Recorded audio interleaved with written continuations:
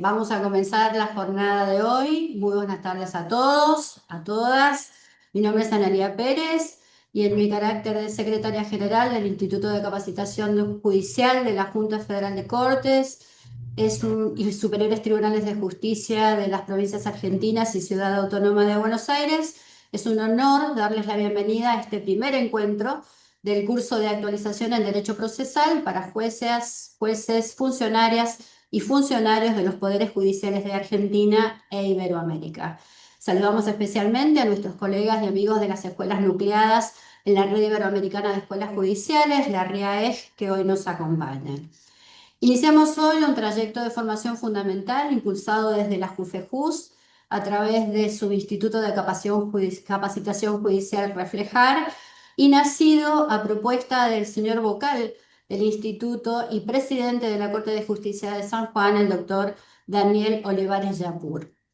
Este programa expresa el firme compromiso asumido por la JUFEJUS de fortalecer las instituciones mediante el conocimiento compartido. El derecho procesal no es ajeno a las transformaciones sociales y tecnológicas y ello nos exige una mirada crítica y actualizada para garantizar una justicia más eficiente y cercana a la ciudadanía. Me complace presentar a la señora presidenta de la Junta Federal de Cortes y ministra del Superior Tribunal de Justicia de la provincia del Chaco, doctora Emilia María Malle, a quien cedo el uso de la palabra. Buenas tardes a todos, a todas. Gracias, Analía. Es un placer participar en la apertura de este curso de actualización de Derecho Procesal destinado a integrantes de los poderes judiciales de Argentina y de Iberoamérica, organizado desde nuestro poderoso Instituto Reflejar, impulsado por un activo vocal de ese instituto, que es el presidente de la Corte de San Juan, Daniel Olivares. Una actividad que se inscribe dentro de esta concepción que tiene JUFEJUS en cuanto a la capacitación como un pilar fundamental, una política sostenida, estratégica, transversal.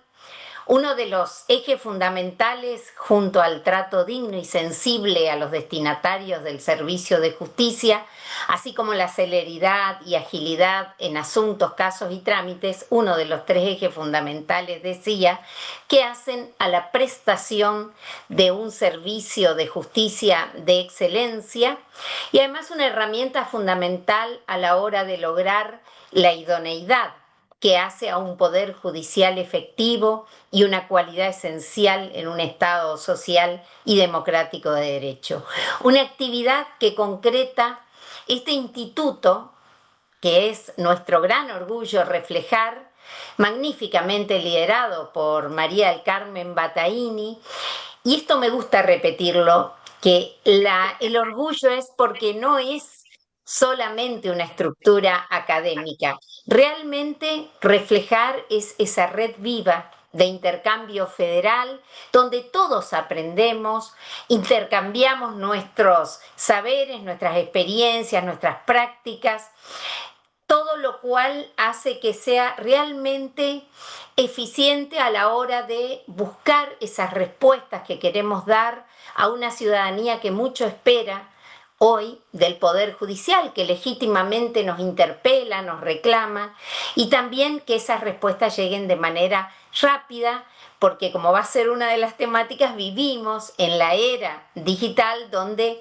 la ciudadanía ya no vive el tiempo analógico que aún todavía tenemos los poderes judiciales y que tenemos que hacer ese tránsito rápido para que las respuestas sean verdaderamente rápido y en el tiempo que la ciudadanía espera también, ¿no? Estamos hablando mucho de esto de que los poderes judiciales, la legitimidad ya no depende solo de la corrección jurídica de nuestros fallos, sino de que tengamos esa capacidad de habitar el tiempo de la ciudadanía, ¿no?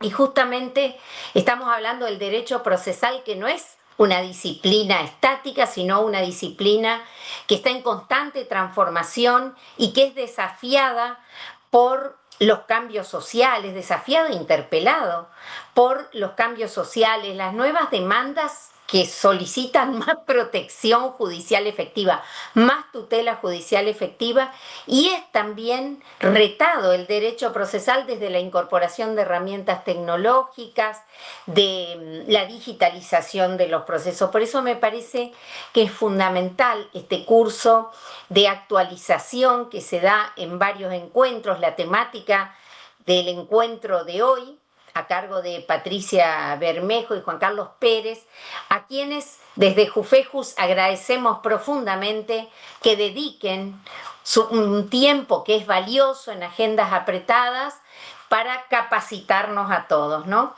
Y agradecer también, por supuesto, a María del Carmen, a las secretarias, a todo el equipo e integrantes de Reflejar, a Daniel, nuestro querido amigo, el moderador, impulsor de la actividad, por supuesto al equipo de la Junta, nuestra incansable Jessie, y desde luego agradezco el interés de tantos y tantas participantes en este encuentro, por lo que estoy viendo, el número que va aumentando progresivamente. Así que bueno, sé que será una jornada muy provechosa, muy fructífera y agradezco la presencia de todos. Gracias. Muchas gracias, doctora. Tal como lo introdujera, nos acompaña la señora presidenta de Reflejar y presidenta del Tribunal Superior de Justicia de Tierra del Fuego, Antártidas e Islas del Atlántico Sur, doctora María del Carmen Battaini. Un gusto escucharla. Gracias, Analía, lindo escucharte, Emilia, y gracias por esta apertura que nos das al instituto de poder seguir creciendo y hacer, ¿no? Que es tan importante. Gracias, Patricia Bermejo, un placer verte, volver a escucharte. Gracias, Juan Carlos, también. Eh, Me imagino que vamos a coincidir en mucho y en lo que no, también veremos por qué. Y gracias, Daniel, que te has puesto esta mochila tan pesada y tan fuerte de una responsabilidad tan grande en un tema tan importante. ¿Por qué un tema tan importante? Y porque justamente, como bien lo decía Emilia, si queremos transformar, tenemos que formar. Y tenemos que formar justamente en lo que son los procesos. Hablar de modernización, de digitalización, es hablar de futuro. Y si no nos formamos en el presente, que se dice que la formación y la capacitación es la manera más silenciosa de revolucionar el futuro. Pero si no tenemos esta posibilidad de hacerlo así, virtualmente, con distintos saberes y distintos pareceres dentro de lo que vamos a aportarnos entre todos, sería imposible abordar ese futuro. Y también la transformación importa incomodidad. Nos cuesta muchas veces salir de nuestro lugar de confort, pero no hay crecimiento sin desafío, queridos amigos y queridas amigas. Y ese crecimiento y ese desafío es lo que tratamos de abordar desde Reflejar en esta red de escuelas que tanto aportan. Hoy aporta todo la Escuela de San Juan, pero en San Juan estamos todas las escuelas, no solamente las propias de los poderes judiciales y superiores tribunales del país, sino también aquellas escuelas adherentes. Y se me ocurre en este momento recordar lo que nos enseñaba este gran maestro Eduardo Couture en el siglo pasado. Ustedes fíjense cómo los principios, los valores, lo básico que hace a la capacitación no tiene tiempos. Los tiempos los dan las dinámicas, pero los principios y valores siguen siendo los mismos. ¿Y qué nos decía Eduardo Couture? No sé si ustedes lo recordarán, pero calculo que sí. Generaba ese compromiso en la formación y en la capacitación. Y nos decía que la capacitación no es una opción, es una obligación ética. Y lo recalcaba, es una obligación ética porque nosotros somos, todos los que estamos en este encuentro, responsables de alguna manera en las decisiones que tomamos para otros. Y qué mejor que capacitarnos nosotros, mientras más capacitados estemos, mejor vamos a poder decidir para los otros. Así que tampoco nos va a cambiar quizás lo que somos o nuestra forma de ser, pero sí nos va a ayudar a lograr o a ver todo lo que podríamos llegar a ser si nos proponemos tal camino. Así que muchas gracias a todas, a todos. Gracias equipo Reflejar, equipo Junta, Emilia, Patricia, Juan y fundamentalmente Daniel, a vos que te cargaste con esta responsabilidad que seguramente la vamos a disfrutar. Muchas gracias. Muchas gracias, doctora. Tal como ambas presidentas lo manifestaron, es un privilegio contar hoy con la presencia de dos destacados juristas que generosamente van a compartir su experiencia.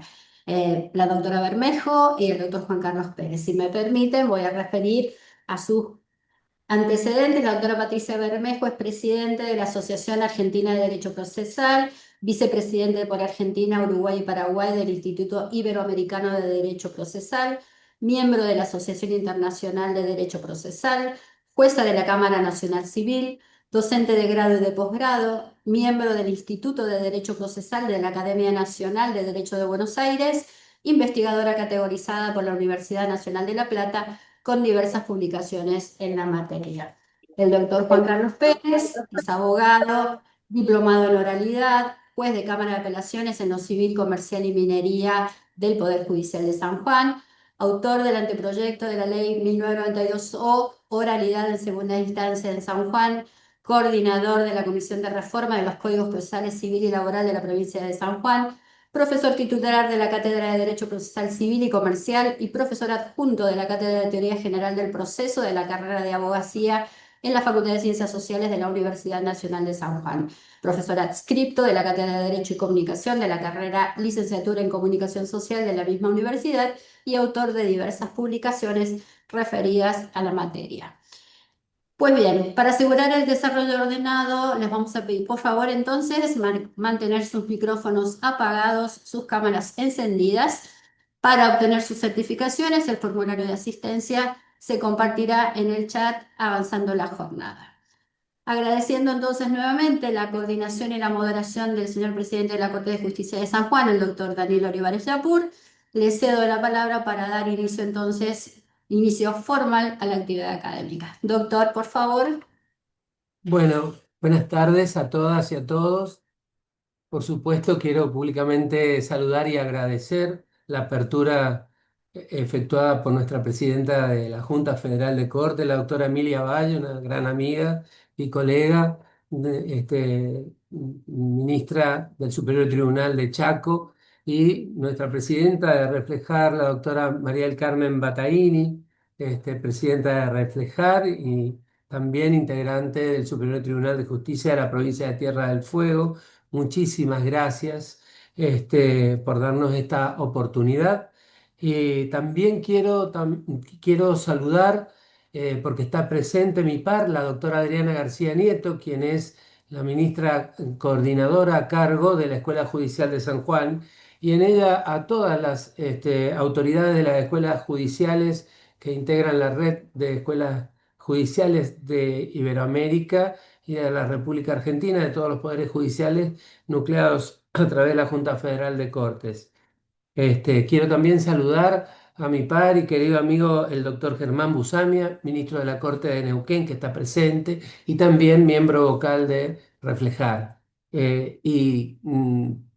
Son tantos los partícipes que quiero saludar a todos los ministros de Corte que no he podido ver, que están presentes esta tarde, y a los señores jueces y juezas de toda la República Argentina, de Latinoamérica y de Iberoamérica, porque tenemos participantes de Bolivia, de Ecuador, de Brasil, de República Dominicana, etcétera, que están presentes y a los cuales agradecemos muchísimo su participación. Brevemente quiero explicarle la metodología pedagógica con la que habremos de trabajar esta tarde.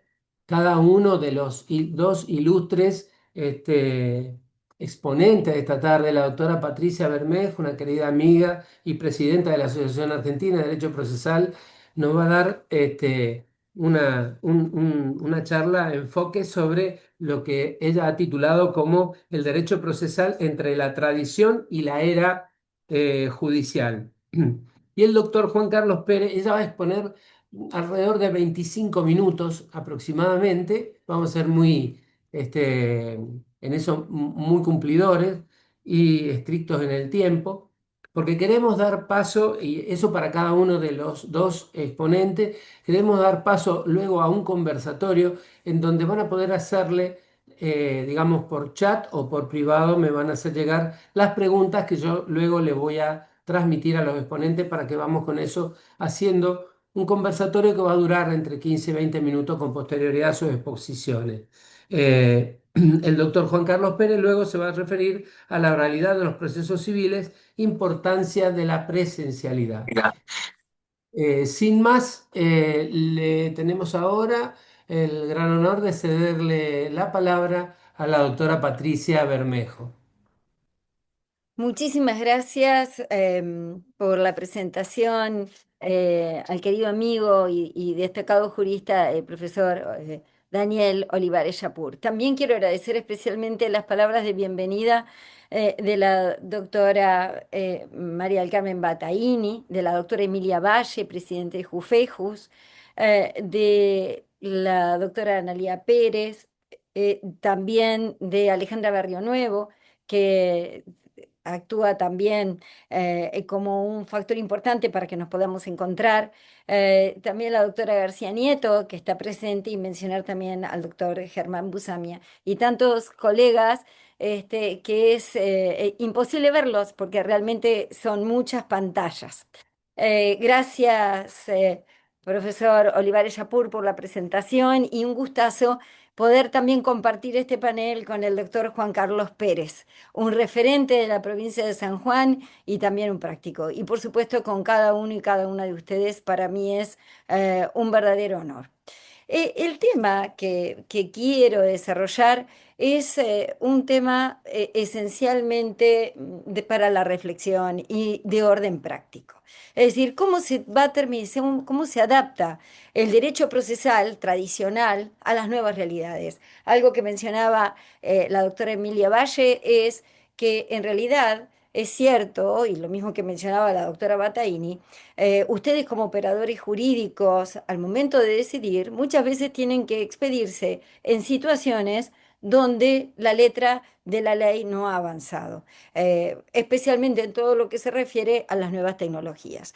Nosotros sabemos que hay muchos códigos procesales que aún siendo más modernos unos que otros, no han avanzado sobre algunas realidades, por lo que también es muy difícil de hacer, porque la realidad es tan constante, tan variable, los cambios son tan repentinos que es muy difícil poder tener las últimas respuestas para la última tecnología. Es por eso que los superiores tribunales de las distintas provincias, lo mismo que la Corte de la Nación, ha ido cubriendo estas necesidades. Pero vemos que la versatilidad, lo vertiginoso de lo que acontece, va todavía a un ritmo muchísimo más rápido.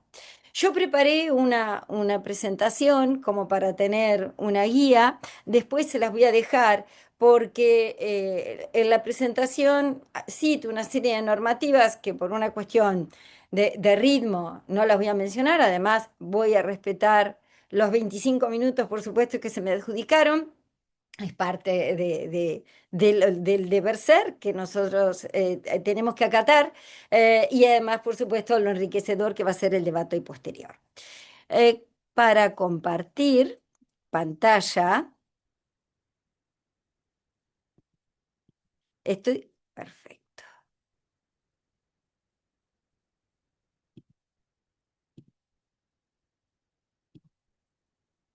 Muy bien. Todos la ven, ¿verdad? Perfecto. Muy Sí, bien. doctor. Muchísimas gracias. ¿Cuál es la situación hoy? Ustedes saben que cuando uno se plantea, cuando hablamos de acción, pretensión, demanda, es lo mismo lo que escribía, por ejemplo, Couture, o que mencionaba la doctora Bataini, con las realidades que hoy le tocan, a las cuales se tienen que adaptar estos mismos institutos procesales. Vamos a ver que en la esencia coincide, pero se han debido reacondicionar, readaptar a las nuevas realidades para tratar de lograr efectividad. Nosotros tenemos una serie de innovaciones que se han incorporado, cosa de que prácticamente hoy en todo nuestro país vamos a tener un expediente digital. En algunos casos, conviviendo con expedientes que se originaron hace muchos años atrás, que implica muchas veces el readaptarse. Además, en muchas de las provincias que no se realizaron todavía cambios atendiendo al expediente digital, vamos a tener cómo se tienen que ir dictando decisiones donde se adaptan normas pensadas para el proceso escrito en vista de las necesidades del expediente digital. Por ejemplo, las notificaciones electrónicas. Esto ya es una realidad. El tema del domicilio constituido electrónico. Recuerdo años atrás cómo se planteaba la cuestión si había uno o más domicilios. Cierto es que en algunas reglamentaciones, porque no me voy a detener en específicamente en cada una de las provincias, la forma, por ejemplo, de acompañar los documentos hace que en la práctica los plazos procesales que disponen los códigos terminen extendiéndose. El tema de la subasta electrónica, ya una realidad también desde hace muchos años. Las audiencias virtuales, la videoregistración, que ha permitido que la oralidad se potencie de manera tal que podríamos tener, y que de hecho ya ocurre, por ejemplo, en el caso de San Juan, donde tenemos una segunda instancia, no solo una primera instancia, sino una segunda instancia con oralidad, facilitadas por la videoregistración, que permite incluso la alternativa de poder fundar oralmente los recursos, las partes en el marco de una audiencia, o que incluso luego se pueda reproducir la prueba a la alzada al momento de decidir.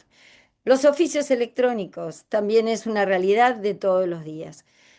No es tan usual de aceptar en las reformas legislativas el tema de las notificaciones por las redes sociales. En este sentido, cuando se han utilizado, se ha avanzado por el lado de la jurisprudencia. Es así que también se han utilizado el uso de mensajería instantánea. En el caso de la provincia de Buenos Aires, la ley 15.513 modificó el artículo 635 bis del Código Procesal de la provincia y admite las notificaciones por WhatsApp o por otras vías de mensajería instantánea cuando se trata de los procesos de alimentos. Ahora, mi gran pregunta es, ¿podríamos utilizarlo para otro tipo de procesos? En realidad, una crítica que se le hace a las reformas es que cuando llegan muchas veces en forma tímida y no con la dimensión que quizás hubieran podido tener. Por supuesto que siempre es preferible una reforma legislativa a que no exista, pero convengamos que este auditorio tiene, y los colegas que nos acompañan, tienen la gran potencialidad de poder tomar decisiones en uso de principios procesales que tienen raigambre constitucional y convencional, que permitirían llevar adelante todas estas modificaciones o nuevas tecnologías, para hablar de modificaciones en el orden social o tecnológico, aun cuando no haya una decisión legislativa o una decisión o una resolución acordada, resolución o disposición de lo superior tribunal que lo pueda avalar. Por supuesto que a la medida que esto exista, se podrá marchar sobre paso firme. Así, por ejemplo, esto ha llevado a otros cambios. Por ejemplo, el tema de la competencia. Pensando en un expediente digital, ¿podría la competencia modificarse? Solo para citar una norma como ejemplo, porque hay jurisprudencia en este sentido y además en decisiones contrarias o opuestas. Por ejemplo, el artículo 716 del Código Civil y Comercial de la Nación habla que para las competencias de los órganos jurisdiccionales, competencia por el territorio en temas que involucren a niños, niñas y adolescentes, será el del órgano competente en el centro de vida donde se encuentre. Ahora, ¿el expediente digital cambia esta realidad? Aquí tenemos respuestas en sentido disímil. Por ejemplo, en una decisión dictada el 24 de abril del año 2021 por la Sala L de la Cámara Nacional Civil, consideró que la posibilidad de que sea un expediente digital permite el acercamiento al órgano sin necesidad de que las partes tengan su domicilio con cercanía al del órgano. Sin embargo, en una decisión contraria, la Sala K, en una decisión del 26 de marzo del 2021, mencionó que aun cuando el expediente digital permite las audiencias virtuales, esto no suple la necesidad de que se desee acceder presencialmente para poder realizar alguna presentación en el órgano. Más allá de que los escritos judiciales sabemos que también tienen el carácter de ser digitales, al igual que las decisiones. Muy bien, esto es simplemente una mención como para seguir avanzando, porque realmente las innovaciones han sido tantas que esto ya diríamos que es hasta parte de lo que pasó. Es así que la última de las novedades está dado por la inteligencia artificial, es decir, dentro de lo que son las nuevas tecnologías en general, como género, podríamos decir que la inteligencia artificial es uno de los adelantos copernicanos que nos han atravesado. Y acá esto tendremos que hacer una distinción. ¿Con qué sentido se usa la inteligencia artificial? Porque sus usos pueden ser múltiples. Y es aquí donde uno de los aspectos que se ha utilizado es lo que se conoce como la inteligencia artificial generativa, es decir, aquella que se usa para crear. Básicamente, cuando se trata de los profesionales que presentan sus escritos, muchas veces lo han utilizado para la confección de estas presentaciones, o recursos, o peticiones a la instancia, o recursos extraordinarios, es decir, porque en realidad es una fuente que se podría utilizar sin ningún tipo de límite en principio. Y sobre esto vamos a avanzar después. Ahora, ¿qué es lo que ha ocurrido? En ciertos casos se utilizó esta inteligencia artificial generativa provocando escritos que no fueron adecuadamente controlados y que por lo tanto citaban, por ejemplo, fuentes que no eran correctos en apoyos de las decisiones que se pretendían. Y así tenemos que la jurisprudencia ha salido a dar una solución, a ver qué ocurre en estos casos. Es decir, cuando se hacen, porque si se usa correctamente, e incluso muchas veces puede usarse y no revelarse el uso, veríamos que da poca posibilidad de la reflexión, porque si está bien y además no se nota, esto realmente para quien lee muchas veces es difícil de advertir. Ahora, ¿qué pasa si la información que brinda es inexistente o se citan normativas o jurisprudencia que no es precisa? Y es aquí donde tenemos que varios tribunales del país, yo solamente cité 3 a modo de ejemplo porque hay muchos, vamos a ver cómo se exhortó en la mayor parte de los casos a que el profesional se abstenga de utilizar estas herramientas en forma irreflexiva o que sea sin control. Así, por ejemplo, tenemos un juzgado de primera instancia de Joaquín B. González, que están publicados en la ley. Hay sanciones mucho más severas. En la revista La Ley, por ejemplo, se cita un precedente de un tribunal de los Estados Unidos donde al abogado se lo excluyó de todas las causas y se le advirtió a todos sus clientes en todos los restantes procesos que era un profesional que utilizaba la inteligencia artificial. Después hay otros precedentes que han estado por el apercibimiento e incluso le han dado intervención al Tribunal de Ética del Colegio de la Abogacía del lugar y en otro supuesto de un juzgado de San Miguel de Tucumán, vamos a ver que se le establece una sanción pecuniaria a la letrada en beneficio de la parte contraria. Estas son todas posibilidades. Hugo Asierri, en un artículo de doctrina, se plantea sobre si puede haber algún tipo de obligación al profesional de indicarle si tiene que usar, si ha usado, perdón, inteligencia artificial, y él está en contra de esta alternativa. Yo acá coincido con el doctor Asierri porque así como antes se utilizaba cualquier tomo del derecho, de la ley, cualquier repertorio de jurisprudencia, convengamos que la inteligencia artificial es otro instrumento más, habrá que ver a qué fuente se remite para controlar sí la exactitud de esta, por supuesto. Ahora, ¿qué pasa en el Poder Judicial? Aquí tendríamos que hacer una distinción. Cuando se usa la inteligencia artificial para la gestión, donde no hay creatividad, es como una alternativa, como para lograr una mayor celeridad, por ejemplo, en el control de expedientes para sentencia, o con el sentido que se lo quiera emplear.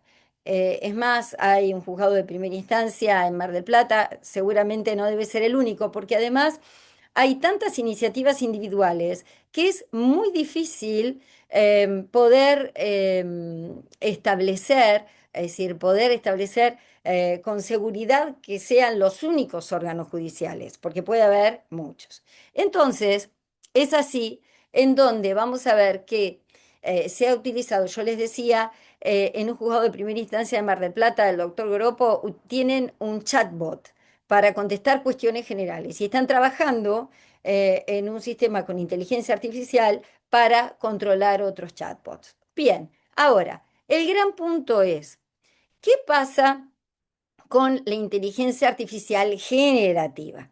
Que esto es lo más de mayor cuidado, diría yo. ¿Por qué?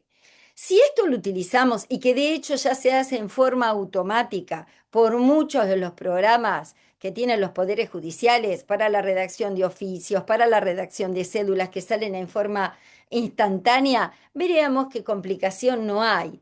El problema se presenta cuando se utiliza para la redacción de las sentencias. Y es aquí donde tenemos dos precedentes que seleccioné también por un tema de tiempo para poder compartir. Uno es el de la Cámara en lo penal de Esquel, que revisó una sentencia de primera instancia en el cual se había utilizado inteligencia artificial, al menos para ser parte de su confección, o se lo había utilizado después. ¿Cómo fue que la Cámara advirtió? La Cámara lo advirtió en razón que había una parte de la sentencia que decía que se podía mejorar el texto.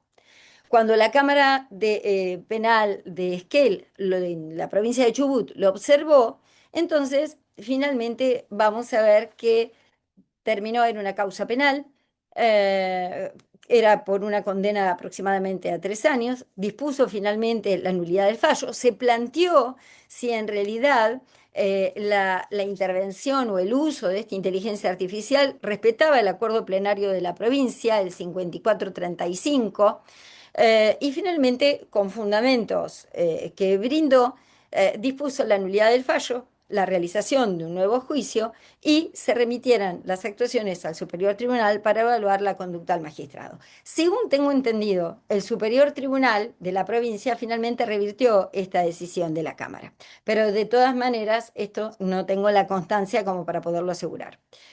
El otro tema y precedente importante que se dictó en la materia, que es como para compartir, es el de la Corte Constitucional de Colombia, la Sala Segunda de Revisión, dictada el 22 de agosto del 2024. ¿Por qué?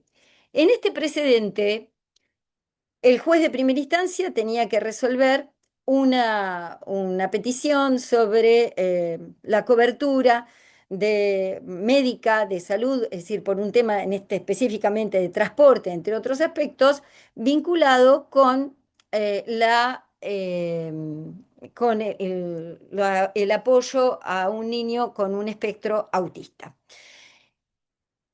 En este caso, vamos a ver que lo que hizo el juez de primera instancia resuelve. Cuando el juzgado de circuito, que es la alzada, revisa, allí vamos a ver que revisa y emplea abiertamente la inteligencia artificial. Dice que la va a emplear y así lo hace. Cuando lo emplea, explica que usa el chat GPT 3.5, agrega también los prompts que había utilizado y finalmente dicta la decisión. Cuando llega al Tribunal Constitucional de Colombia, entonces lo que hace el Tribunal Constitucional, perdóneme, hoy dije primera instancia de Ecuador y no, es de Colombia. Cuando llega al Tribunal Constitucional, a la Sala Segunda de Revisión, se plantea dos aspectos. En lo que hace a la revisión de la cuestión jurídica planteada y también a lo que hace al uso de la inteligencia artificial. Cuando se refiere a la inteligencia artificial, toma dos medidas de prueba y se plantea, libra oficios a distintas organizaciones, tanto jurídicas como referidas a inteligencia artificial, que trabajan en facultades de ingeniería, que pudieran hacer su aporte, hace un anexo, vuelve a repetir las preguntas que el juez le había hecho al chat GPT para ver cómo se contestaban y básicamente lo analiza desde la perspectiva del debido proceso. Y hay un punto que dice, el que resuelva la inteligencia artificial implica que no sea un juez físico, un juez, una persona física la que resuelva, porque todas las normas constitucionales cuando hablan del juez natural, piensan en una persona física, no en un algoritmo ni en una inteligencia artificial. Finalmente, es muy interesante, les recomiendo esta lectura. Después, en todo caso, le paso a la doctora Barrio Nuevo, a aquellos que deciden tener la copia de la sentencia. Y lo que dice finalmente es que como la inteligencia artificial se utilizó una vez que el juez había tomado la decisión, no había obstáculo en que se haya podido utilizar. Por supuesto que esto se hizo, fíjense ustedes, sin un marco previo, pero como decíamos al comienzo, la vida es muy versátil. Y es así donde tenemos decisiones de superiores tribunales del país, y esto advierto con el prestigioso grupo de colegas que nos acompaña, que no pretende ser exhaustivo. Pero sí tenemos una serie de decisiones, por ejemplo, el Acuerdo 102 del 15 de abril del 2024 de la provincia de San Juan, que dictó un protocolo de uso aceptable de inteligencia artificial generativa.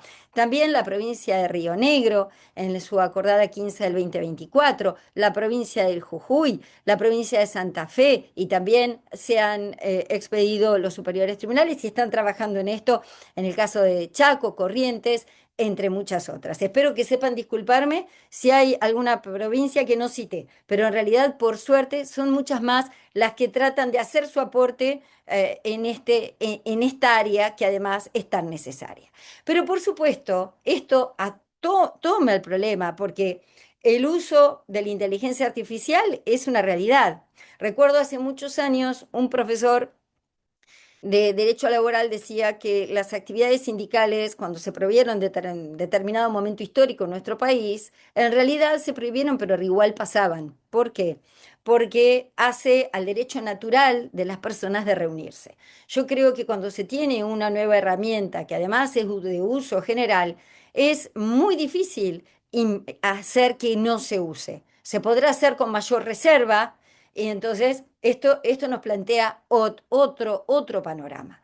Y es por eso que en el caso de la provincia de San Juan se tomó el año pasado una resolución, que es la 85 del 2025, donde se crea el sistema justicia, que es una inteligencia artificial cerrada. La idea es utilizar los sistemas de inteligencia artificial, se autorizó a la contratación para lograr un sistema que pueda brindar confiabilidad a el intercambio de los datos sensibles y con respecto a el uso de esta herramienta. Por supuesto, además, estableciendo ciertas pautas que otorgan seguridad al tiempo de poder utilizarlo. Seguridad en cuanto a los resultados, en cuanto a la confidencialidad y en cuanto también a que solo sea un instrumento de ayuda y no de reemplazo de quien tiene que tomar las decisiones.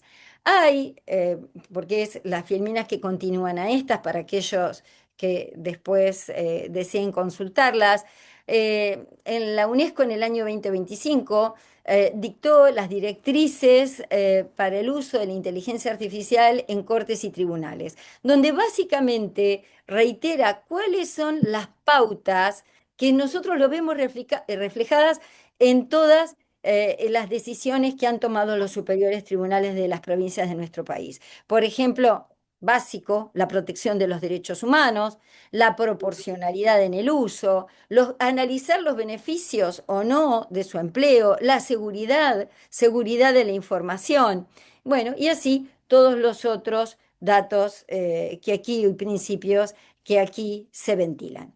En este es el principio de justicia que ahora va a llevar adelante la provincia de San Juan, es decir, cuando autorizó a la Dirección de Informática avanzar en este sentido. Y hay un artículo muy interesante del doctor Pastore donde dice que finalmente lo original de este acuerdo de la provincia de San Juan es que sale del panorama de la ausencia absoluta o de no usar a ver cómo se tiene que usar.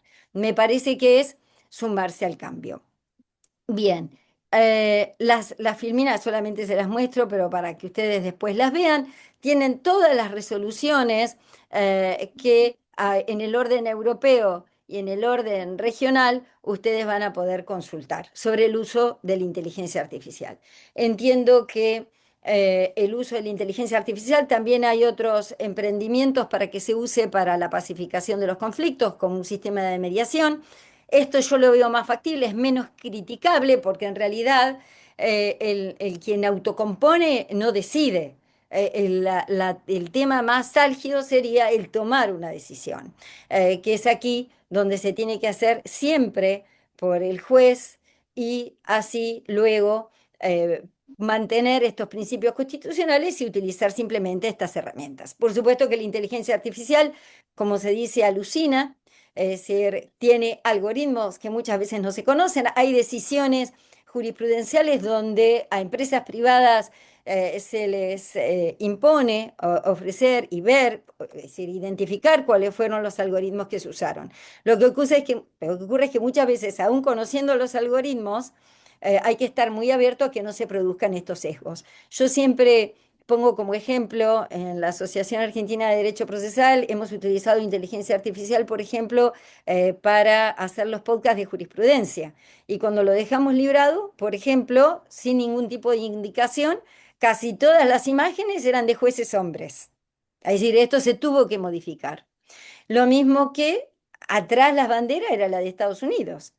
Y esto era una imagen que esto es fácilmente advertible, se puede ver, se puede apreciar, pero vemos que hay cosas que son muchísimo más sutiles, que pueden inclinar un uso invisible y pueden inclinar una decisión en forma incorrecta. Por eso, lo relevante es el uso responsable, la transparencia en los datos y poder avanzar maximizando las innovaciones tecnológicas en beneficio de la justicia.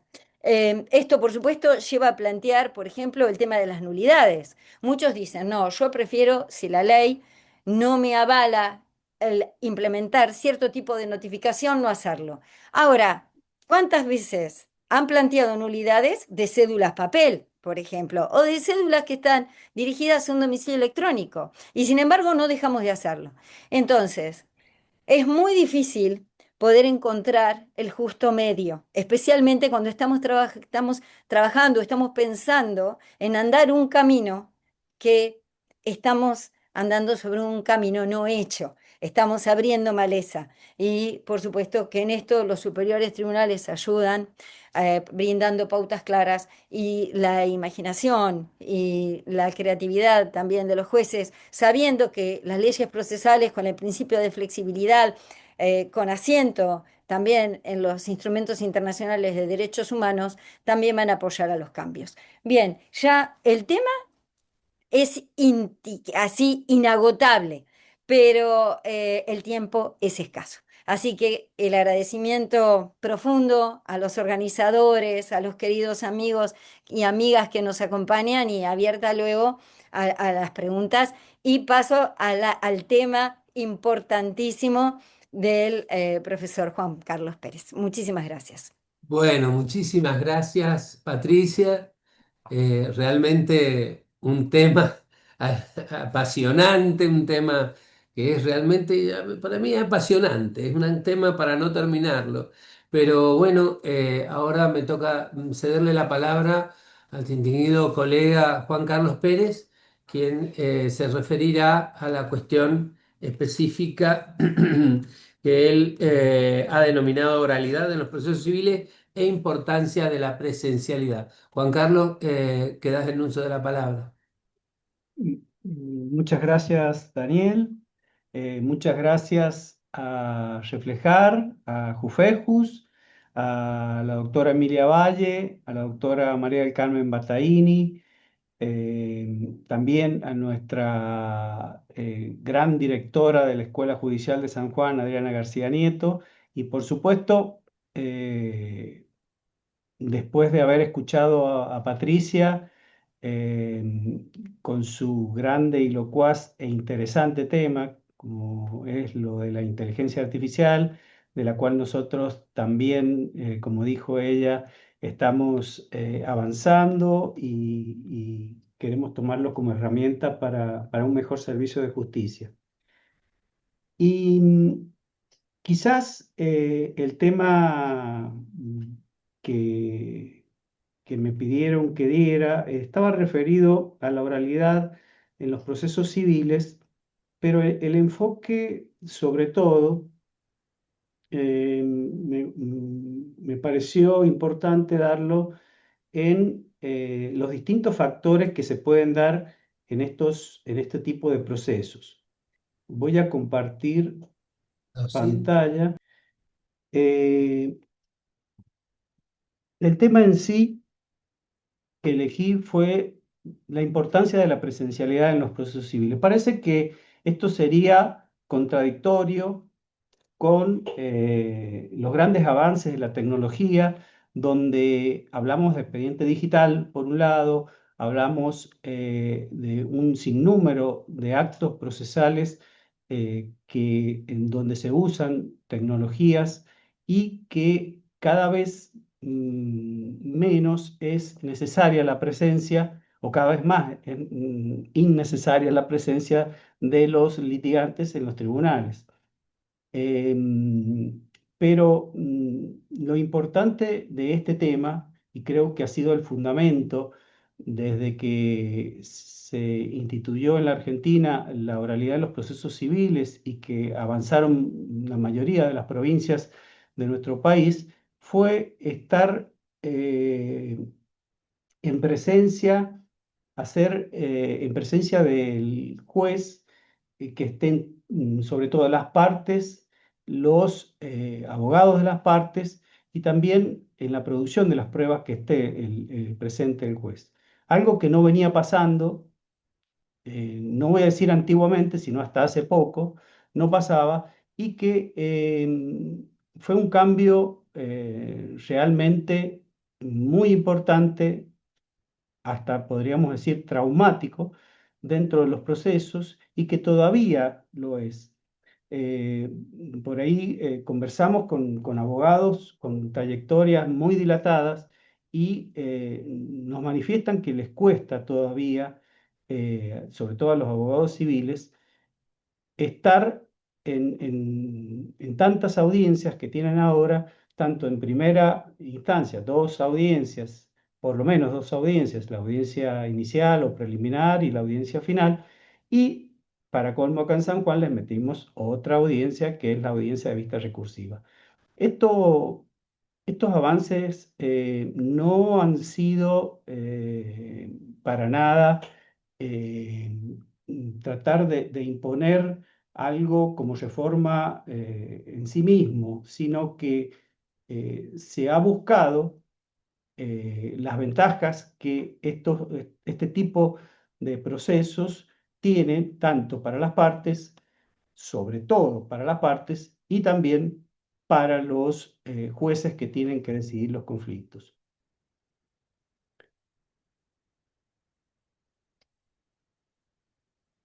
Yo me planteé, en primer lugar, ¿qué es lo que se busca con la oralidad? ¿Se busca la celeridad en los procesos? ¿Se logró o no se logró? Ya con algunos años dentro de este sistema, la celeridad se consiguió en la reducción de los tiempos de resolución de los procesos civiles y laborales acá en la provincia de San Juan, con una reducción notable de cuando hablábamos de 2, 3, 4 años en procesos para llegar a la sentencia de primera instancia, ahora estamos hablando en algunos casos menos de un año o un año y 2 meses, 3 meses. según la complejidad del proceso. Es decir, que la celeridad era importante. ¿Qué pasó? ¿Qué otra cuestión importante que se vio reflejada es que mejoró la calidad de las sentencias? Inclusive se redujo, en algunas épocas, se redujo la cantidad de la apelabilidad de las sentencias dictadas en primera instancia y esto se da por el mayor conocimiento que tiene de la causa el juez a través de dos audiencias. Es decir, que el conocimiento de la lectura está comprobado que es de manera inferior al el conocimiento que se adquiere mediante la vista, el oído y la presencia del juez en distintas audiencias. Y si no, veamos que muchas veces leemos libros que después se transforman en películas y por ahí el libro tiene más detalles, pero la película está como, es la síntesis del libro y con algunos aditamentos que lo hacen más interesante para que pueda ser mejor visto. Bueno, acá sucede algo similar. En la audiencia, como ya vamos a ver, el juez no solamente lee un escrito, no solamente escucha a las partes, sino que ve el lenguaje gestual. Y para ello, por ahí me puse a leer yo trabajos de lenguaje gestual eh, y quizás no haya una regla, y no la hay, los psicólogos también lo dicen, no hay una regla única de que tal o cual gesto significa tal o cual cosa, pero encontramos ahí que nos damos cuenta cuáles son las reacciones de las partes, sobre todo, y de los abogados en algunos casos. Esta mañana leía, justo hoy, un artículo en un diario digital, un artículo de una abogada que decía cómo se debían comportar los abogados en las audiencias y que no, qué es lo que no había que hacer. Y era levantar la voz, interrumpir cuando está hablando el otro, o gestos de insatisfacción. Bueno, justo lo leí hoy en un diario digital que una abogada daba instrucciones a sus colegas para las cosas que no hay que hacer en una audiencia. Yo me quedo entre estos tres objetivos que tenemos en los juicios de oralidad con la cualidad. La cualidad que es la transformación, digamos, la cualidad como eh, cómo llegamos más que nada al resultado del proceso. Es decir, más allá de la sentencia, la cualidad está dada por la satisfacción, mayor o menor satisfacción que tengan las partes e inclusive los jueces al resolver o al arribar a un acuerdo conciliatorio. Por eso me gusta hablar del resultado del proceso más que la sentencia en sí.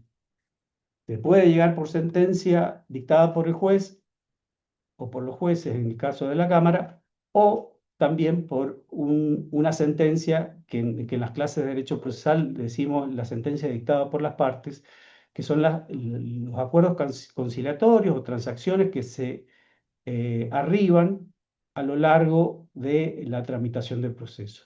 Y esto es muy importante porque en los juicios por audiencia o juicios donde hay netamente el principio de oralidad presente, tenemos mayor oportunidad de diálogo.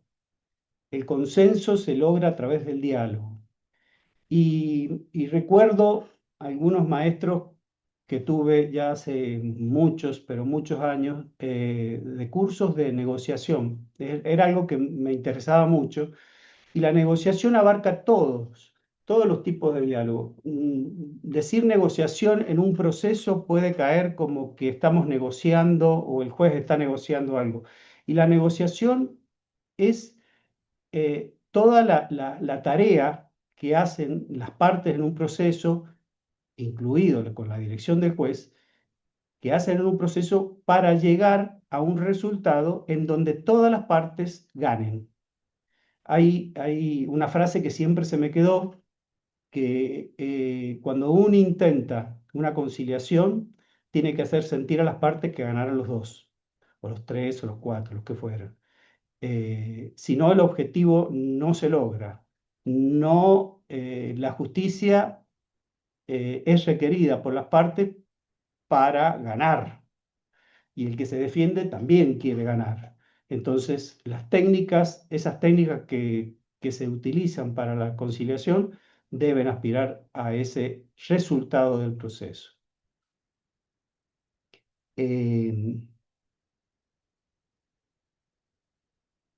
Tenemos cuáles son los roles dentro de los procesos desde que se inician. El rol de los abogados: plantean la teoría o tienen una teoría del caso, diseñan la estrategia, la postulan con claridad, o la deberían postular con claridad, ofrecen las pruebas que les van a favorecer, y defienden durante todo el proceso, y sobre todo en las audiencias, esa postura. Cada parte va a defender su postura. El juez es como director del proceso, va a ser un guardián, va a controlar los tiempos que se dan en una audiencia, que a veces están establecidos en los códigos, a veces no, y las formas. ¿Qué recibe el juez en las audiencias? Recibe el conocimiento de la causa de parte de los abogados. Pero ¿qué también recibe cuando piden la palabra a las partes que están presentes en la audiencia?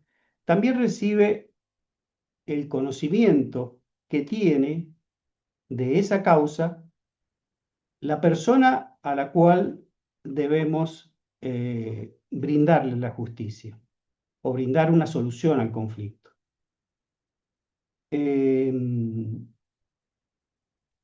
Por eso yo me detengo acá. Es importante, y bueno, la experiencia que tenemos, en mi caso como juez de cámara, es que siempre salimos más enriquecidos, por más que la hayamos previamente estudiado a la causa, previamente hemos estudiado por qué llegó el juez de primera instancia a la sentencia que dictó, cuáles son sus fundamentos. Conocer la reacción de las partes en una audiencia es muy enriquecedora. Conocer cómo se manifiestan los abogados en una audiencia también es enriquecedor. Y muchas veces al principio decíamos, uy, no vamos a tener que tragar esto. Quizás yo no lo decía, pero muchos de mis colegas sí lo decían. Yo esperaba ansioso para encontrarme. Ya con Daniel, que recordará cuando éramos colegas en la Cámara Civil, hicimos un protocolo de conciliación que aplicamos en nuestra Cámara cuando todavía todo el proceso era escrito, no solamente el de segunda instancia, sino también el de primera instancia, y hacíamos una selección de algunas causas y llamábamos a conciliación, bueno, como lo hacen varias cámaras, pero desde ese momento nos empezamos con la práctica de esta inmediación, de esta presencialidad, de este cara a cara con las partes del proceso. También la dirección conforme al derecho y el activismo conciliador, que habla de una búsqueda proactiva, es decir, activismo en el sentido, en el buen sentido, que es buscar el mejor resultado del proceso. Entrando un poco al sistema procesal de San Juan, y al sistema de la segunda instancia, San Juan pasó del sistema escrito en el código procesal últimamente reformado en el 2010, pasó a la última reforma que se hizo con un sistema bimodal.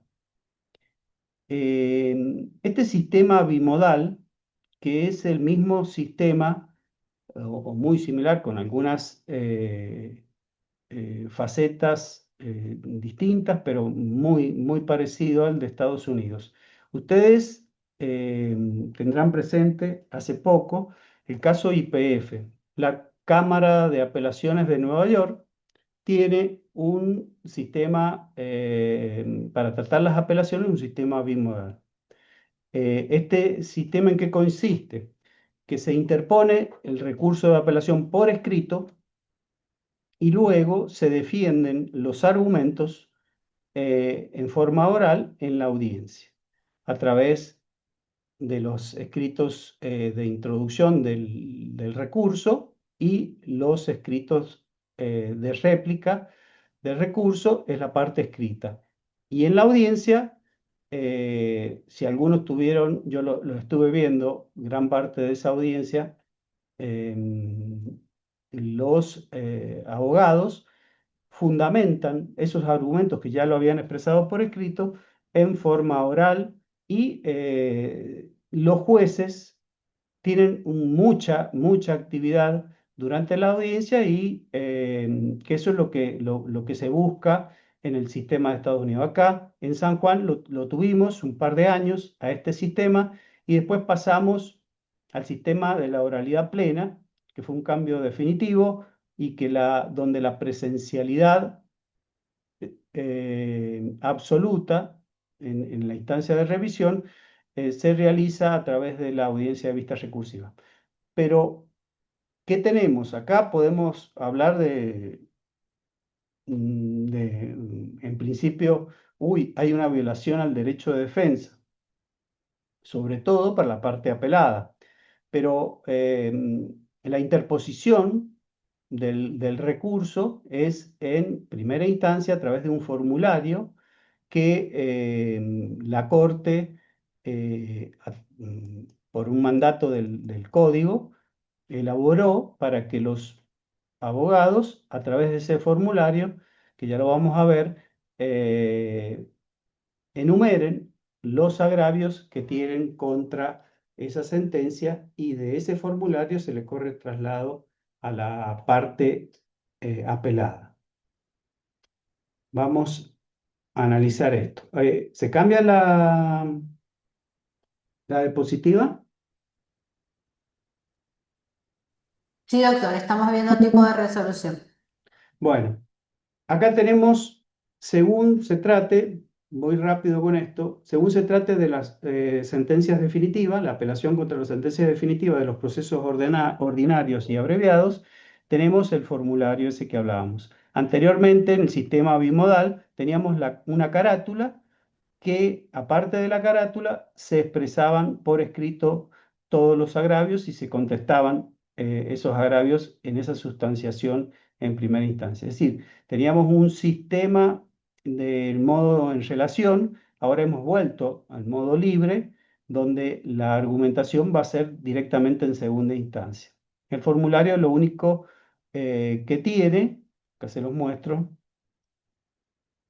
es algunos datos, el objeto de la presentación, el número de expediente, la carátula, el juez que la dictó, la fecha de notificación de la sentencia y un límite de 25 líneas para enumerar los agravios que la parte apelante considera respecto de esa sentencia. También puede haber prueba en segunda instancia, similar a todos los códigos, y también una proposición de la síntesis de la decisión que se persigue a través de ese recurso de apelación. Tenemos también, acá, bueno, están los plazos, se los dejo en el formulario. pero acá tenemos las demás resoluciones interlocutorias y las definitivas de otros procesos donde no hay formulario, directamente vamos al sistema o al modo en relación, se apela y se funda y se corre traslado a la otra parte. Después, acá tenemos un esquema sobre esta forma de interposición que se hace en un solo escrito, la sustanciación y el cierre de la etapa. Vamos avanzando. Este es el camino que recorre el recurso, cómo llega a la sala, cómo se clasifica. Acá hay una clasificación de cuestión simple y cuestión compleja. La cuestión simple van a intervenir dos camaristas y en las cuestiones complejas y juicios donde sea parte del Estado van a ser los tres camaristas los que intervengan. Después se hace un sorteo del orden en que los magistrados van a emitir su voto. Y esto es importante, y esto fue después de un gran estudio en los códigos, sobre todo extranjeros, respecto de las audiencias, la penalidad que hay si la parte apelante no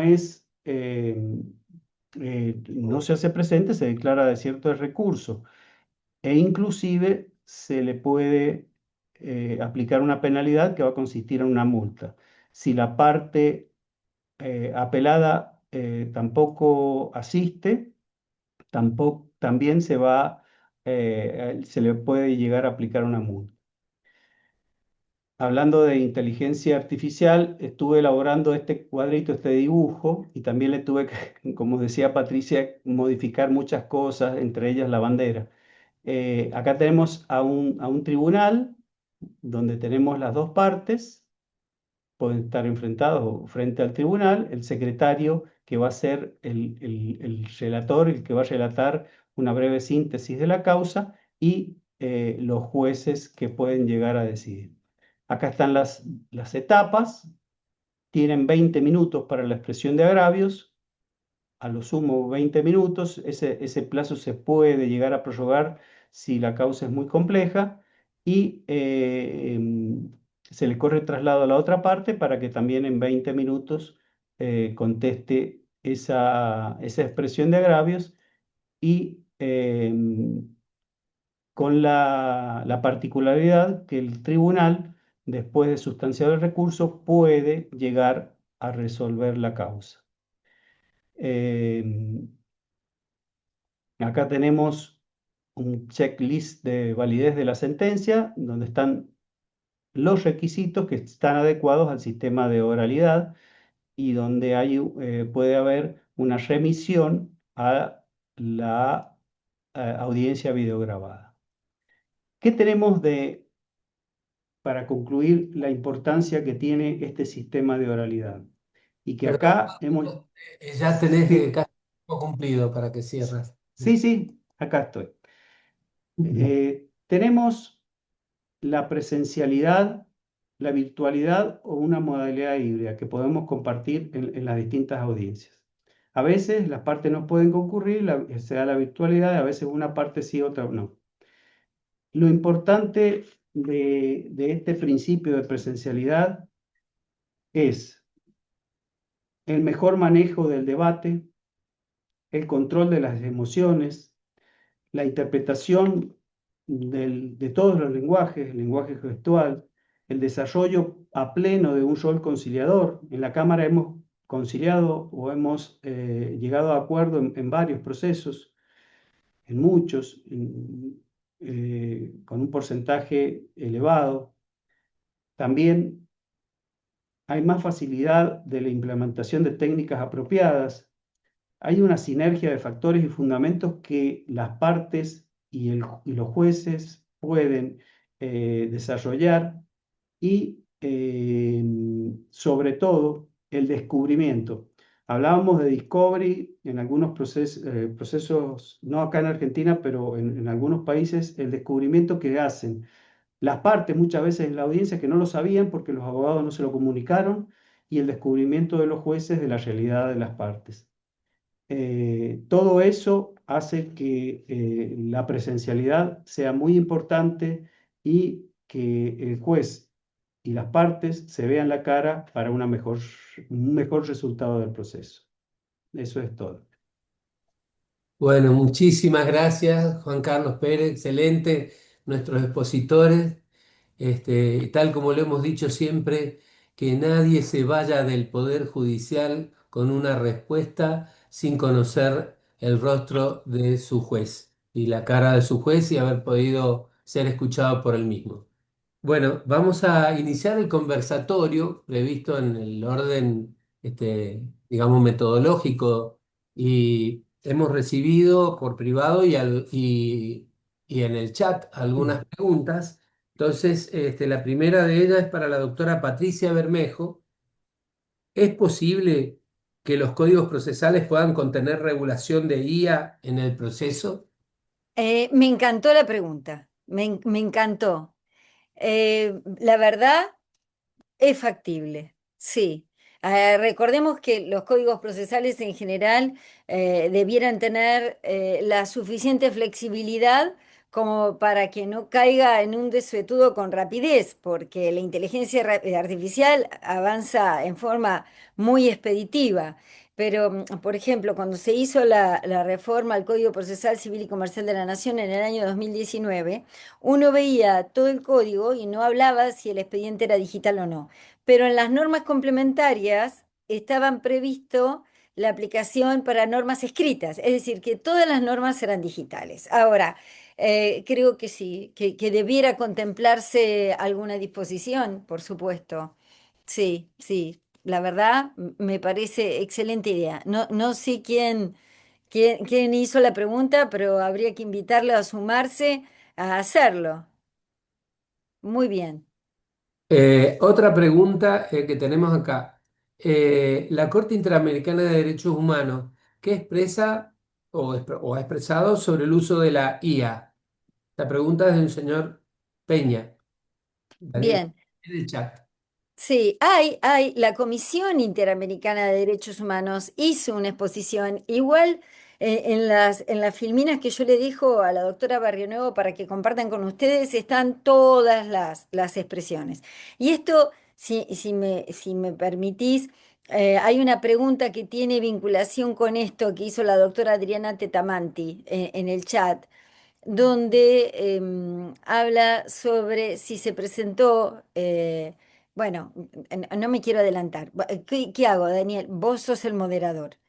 Espero que vos la leas para que todos estén al tanto de la pregunta que hizo la doctora Tetamanti. Bueno, es que la tenía en un orden posterior a la Ah, de no, bueno, bueno, tenemos que, acá la tengo. Dice, buenos días. Si bien el año pasado la Comisión Interamericana de Derechos Humanos emitió un comunicado sobre el impacto de la inteligencia artificial, con especial énfasis en el enfoque de los derechos humanos, la brecha digital y los medios de prensa, quisiera consultar a la doctora Bermejo si ha habido alguna presentación ante la Relatoría de la Libertad de Expresión ante la convocatoria efectuada por la Comisión Interamericana de Derechos Humanos para esta temática, que vencía en marzo de este año. sí, en realidad es así. Es cierto, la Comisión Interamericana hizo de oficio, convocó de oficio para analizar el tema de inteligencia artificial y derechos humanos. Ahora, la Comisión tiene una Relatoría Especial de Libertad de Expresión, RELE, creada en el año 97, donde puede ser que haga aportes, pero primero, uno tiene el informe anual del 2025 de esta relatoría especial, pero que si hace presentaciones a la comisión, no son públicos hasta tanto la comisión no haga su informe anual. Es decir, que a la pregunta concreta no podríamos avisorarlo. Y después, por supuesto, está la Relatoría de las Naciones Unidas sobre la libertad de expresión, que además hay un libro que lo recomiendo, es un libro académico, ¿no? Que escribió Fabián Salvioli, él es profesor en Estrasburgo, fue el segundo argentino, después de Solari Irigoyen, en ser presidente del Comité de Derechos Humanos de las Naciones Unidas, escribió un libro que se llama La Edad de la Razón, donde explica cómo los organismos administrativos, es decir, no jurisdiccionales, tanto de las Naciones Unidas como de la Organización de Estados Americanos, hacen interpretaciones de normas o sugerencias y muchas veces no son abogados, ni tampoco tienen han sido seleccionados por un proceso especial, a diferencia de lo que ocurre con los miembros del Tribunal, de la Corte Interamericana de Derechos Humanos. Entonces, muchos cuestionan la vinculatoriedad que pueden tener estas opiniones, sugerencias o informes. De todas maneras, sí hacen, considero de que sí son atendibles, a más allá de la vinculatoriedad o no, van en una forma de interpretar los derechos humanos. Igual, ahora está trabajándose en el programa de 2030, en los Objetivos de Desarrollo Sustentable, el objetivo número 16 sobre acceso a la justicia. Está trabajando la Alianza Iberoamericana de Acceso a la Justicia, que nuclea a ACNUD, el CONGIB, una serie de organismos que están trabajando sobre este tema específico e indudablemente que quizás allí también pues, se puede estar elaborando algún informe. Bueno, otra pregunta formulada en el chat por María Emilia Lloca dice, ¿cómo garantizar la igualdad de todos los habitantes de la Argentina al acceso a la justicia cuando los poderes judiciales provinciales evolucionan de manera desigual? Y una segunda pregunta de la misma autora, ¿hay una perspectiva de abordaje federal como un fondo de compensación tecnológica para garantizar un piso mínimo para su implementación responsable? Serían las dos preguntas que formula esta profesional. La verdad que con los integrantes relevantes en el ámbito judicial nacional, como está la doctora Valle, Bataín, el doctor Olivares Yapur, la doctora Pérez, que yo lo vaya a decir sería una osadía. Es decir, pero yo cuando leí la pregunta en el chat, yo pensé, primero, no hay plata. Es decir, que yo lo veo muy difícil que pueda haber un fondo. Después, hablan de desigualdad y es cierto, la brecha digital crea nuevas desigualdades por varios motivos. Primero, no todas las personas entienden de la misma manera los adelantos tecnológicos. Esto ya implica una exclusión. Hace muchísimos años atrás, en Europa, estableció un sistema de reclamos rápidos. Por ejemplo, en Francia estaba la injonción de payer, que eran formularios que podía llenar la gente en forma automática. Yo cuando lo leí, como una especie de monitorio informático directamente donde quien tenía un crédito, en general son créditos de comercios menores, podía reclamarlo directamente al deudor. Y yo dije, bueno, qué bien. Y una persona decía, no, hay mucha gente que recibe estas notificaciones que no saben ni de qué se tratan. Entonces, esto que a veces se pretende avanzar. Ahora, de todas maneras, esto no tendría que detenernos, pero sí creo que tenemos que poner atención en que la exclusión no ocurra. A veces, cuando las personas están alejadas de los centros departamentales, alejados de los órganos de justicia, eh, están que quizás ni siquiera pueden sumarse virtualmente a una audiencia, aunque seguramente otras personas a veces más jóvenes o que tengan internet. Esto ya implica también una disparidad. Y solo quería mencionar esta anécdota.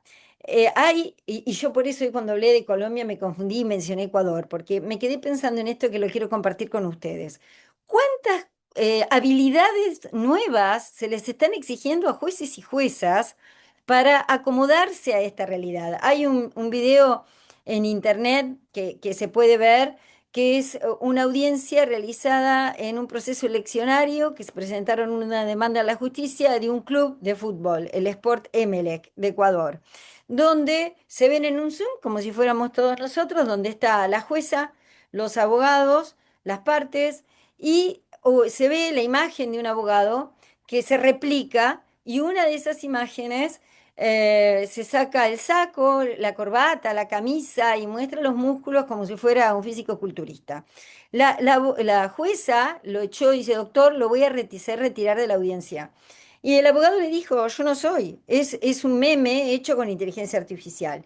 La jueza decidió suspender la audiencia y retomarse. Lo que le habían sugerido allí, porque se escucha, es que se haga la audiencia solo con quienes están presentes, es decir, una forma de alucinación visual. También pienso el día de mañana, ¿no? Si, ¿qué pasa? Que además la inteligencia artificial es cada vez más realista. Imagínense si en lugar de ser el testigo que corresponde, fuera virtualmente un holograma y nosotros no lo pudiéramos distinguir. Puede llegar a pasar. Hoy parece ciencia ficción, pero si hace 40 años atrás pensábamos en los celulares y que podíamos estar conectados de cualquier lado del mundo, diríamos lo mismo. Entonces, y lo que me parece así como para compartir, dice, ¿cuál fue el comentario que la gente hacía de esta audiencia pública? ¿Cómo la jueza no se dio cuenta? A ver, ¿nos podemos dar cuenta de todo lo que puede llegar a pasar? Quizás esto fue un poco más notable que otras cosas que pueden llegar a ocurrir, porque directamente es poco probable que un abogado se saque el saco, la camisa, pero bueno, puede ser algo mucho más sutil. Es decir, todas estas nuevas habilidades para las que tenemos que estar preparados, ¿no? Un verdadero desafío. Bueno, muchas gracias, Patricia. Voy ahora a formularle una pregunta que nos lleva por privado para el doctor Juan Carlos Pérez. Este, ¿Qué porcentaje de conciliación tienen en la audiencia de segunda instancia? Debe ser Sí, el oral de segunda instancia. hay diferentes, en las diferentes salas hay distintos porcentajes. En la sala que este año presido, tenemos alrededor de un 15, un 20% de conciliación. Quiero destacar que en el ámbito o en el fuero laboral, ese porcentaje es mayor. Inclusive hay una sala acá en la provincia de San Juan que está cerca del 50% en cuanto a los acuerdos conciliatorios que se llegan en esta audiencia, donde todas estas características que les dije al comienzo se conjugan con distintas técnicas de conciliación en las cuales estamos preparados para llegar a esos acuerdos. Bueno, por otra parte hay otro detalle, Juan Carlos. No hay expedientes. Los No, escritores están limpios no, porque no. la causa es totalmente digitalizada. Sí, sí, algunas notebooks por ahí para ver. Una última pregunta, Juan Carlos, que nos formulan por privado es, ¿qué respuesta hubo por parte de los abogados en la realización de las audiencias de vista recursiva en cuanto a la forma de oralizar y a la respuesta inmediata de parte de la parte apelada en los agravios? Sí, esto creíamos que iba a ser un inconveniente, pero nos llevamos una gran sorpresa. La parte apelada puede pedir un cuarto intermedio y el tribunal debe otorgarlo de hasta 3 días. Es decir, muchas veces los cuartos intermedios en el mismo día para que la parte apelada se prepare, pero en muchos casos se da al segundo o al tercer día.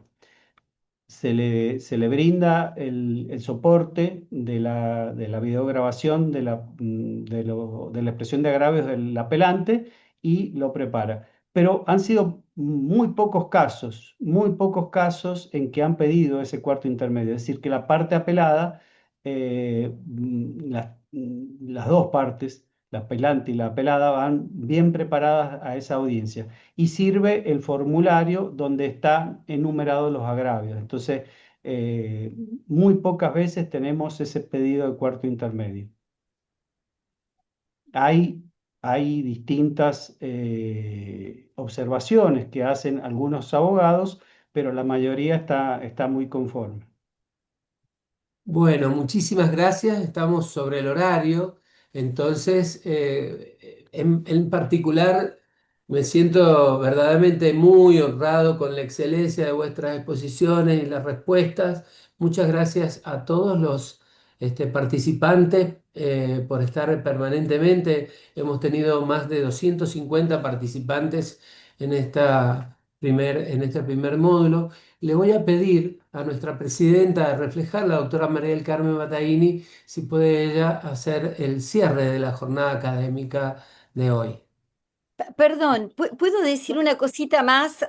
Si me permite la doctora Bataini y el doctor Olivares Yapur, puede ser, quería Y invitarlos a todos y a todas. Los doctores ya son miembros de la Asociación Argentina y están, siempre forman parte del núcleo duro, pero los quería invitar a usted, lo mismo que la doctora Valle, claro, quería, la doctora Pérez y la doctora Barrio Nuevo. Quería invitarlos a todos y a todas a sumarse a quienes puedan y deseen al Congreso Nacional de Derecho Procesal, que es uno de los temas que se van a tratar, entre tantos otros, es está en la difusión en general, en octubre de este año, en la ciudad de La Plata. Muchísimas gracias. Gracias por la invitación y gracias por la paciencia. bueno, por favor, un honor. Muchísimas gracias, Patricia. Sin duda que vamos a estar presentes allá en La Plata, vamos a estar juntos y junto con muchos colegas asociados a la Asociación Argentina, participantes permanentemente de la Asociación Argentina de Derecho Procesal allá en La Plata este año. Incluso vamos a propiciar la realización de jornadas preparatorias acá en San Juan. Y bueno, le cedemos entonces la palabra para que haga el cierre a la doctora María del Carmen Bataini. María del Carmen. Acá estoy, no sé si me escuchan. ¿Me escuchan? Perfecto, perfecto. Ah, perfecto, porque yo no los veo. Hemos tenido una ráfaga de viento muy, muy fuerte y me quedé, tengo audio, pero no los veo. Bueno, una jornada excelente. Gracias, Patricia, gracias, Juan Carlos. La verdad que nos llevamos muchas reflexiones, muchas preguntas, muchas herramientas y un propósito muy claro, que es cómo seguir avanzando sin dejar de lado a aquellos que no pueden avanzar a la par por distintas circunstancias, pero generando espacios superadores para lograrlos. Creo que fue una tarde inspiradora y que nos hace tomar más conciencia todavía de que tenemos nosotros que construir ese futuro, con la realidad que está en cada uno de nuestros lugares. Ha sido muy acertadas tanto las palabras de Patricia, como las palabras de Juan Carlos en estos contenidos. Y a vos, Daniel, muchísimas gracias. Gracias a todos los equipos de trabajo y a todos los que han estado presentes virtualmente. Hasta la próxima. Y esperarlos, por supuesto, para el próximo módulo, que será el próximo mes. Muchísimas gracias a todos, doctor Olivares. Muchas gracias. Será hasta el próximo mes en el segundo encuentro académico donde el tema va a ser Derecho Procesal de Familia, abordado por dos especialistas en el tema, la doctora Ana Clara Pauletti y un juez de primera instancia especialista, el doctor de la Torre, Esteban de la Torre de San Juan. Muchas gracias a todos y hasta Gracias. la próxima. Muchas Hasta la gracias. próxima. Gracias.